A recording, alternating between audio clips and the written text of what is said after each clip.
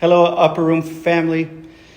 Just want to bring to you a quick devotional that I hope will bless you and be of an encouragement and edify you. Ecclesiastes chapter 4 and verse 10.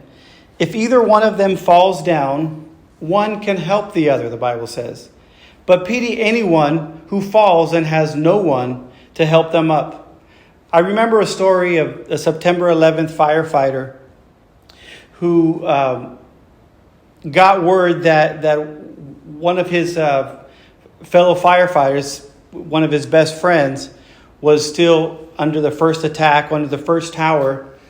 And so this firefighter went to his chief and asked him about him. He said, well, unfortunately, the chief said he was in that first attack and he is most likely not in a good state, probably not alive. Well, this firefighter, this young man, out of disobedience, went back into the fire, literally, went back into the towers and saved his friend. And he brought his friend back.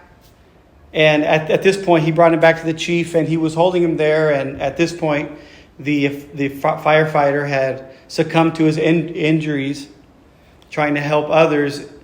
And the chief said, well, there you go. You found what you were looking for. Why did you risk your life? Why did you risk your life for one that was most likely not going to live? And he said, well, Chief, you've got it wrong. He was living when I found him. And he said to me, when I found him, I knew that you would come for me. I was waiting for you, my friend, to come and save me. What friends do we have that are waiting for us, for them to reach out to them?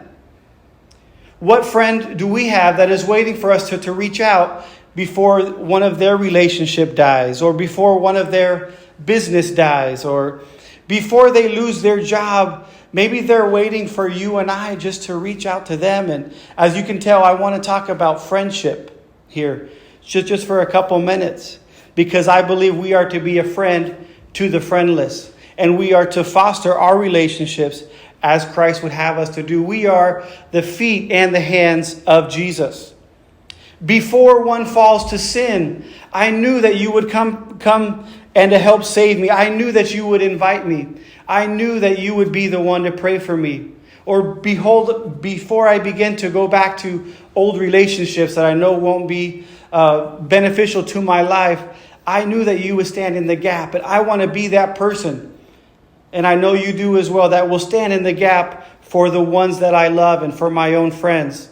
Proverbs 17 and verse 17, a friend loves at all times, not just in the good times or not just when I'm down and when I need prayer, but a friend loves at all time, and a brother is born for a time of adversity. Especially in adversity, we need each other. This verse emphasizes the value of true friendship, highlighting the importance of love and support in both the good times and the challenging moments.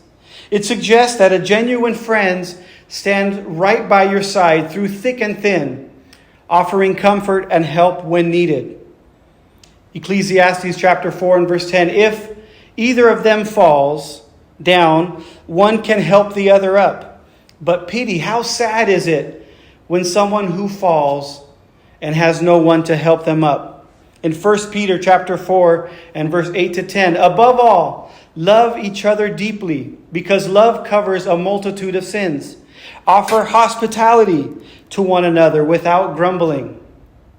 Each of you should use whatever gift you have received to serve others. Use what you have to serve others as faithful stewards of God's grace in its various forms.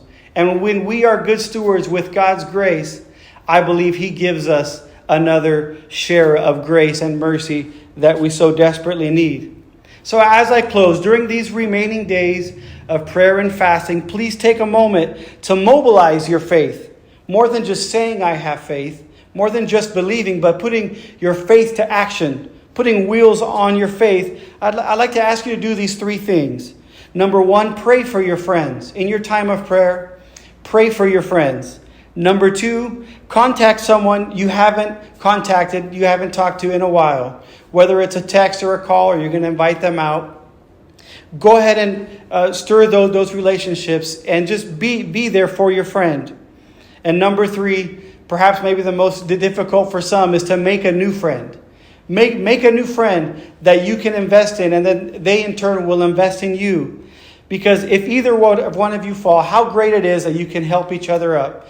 And we need to make this together. We want to make it to heaven together, and we want to lead others to Christ. So I hope that you are blessed on this day, and continue in this 21 days of prayer and fasting, and that the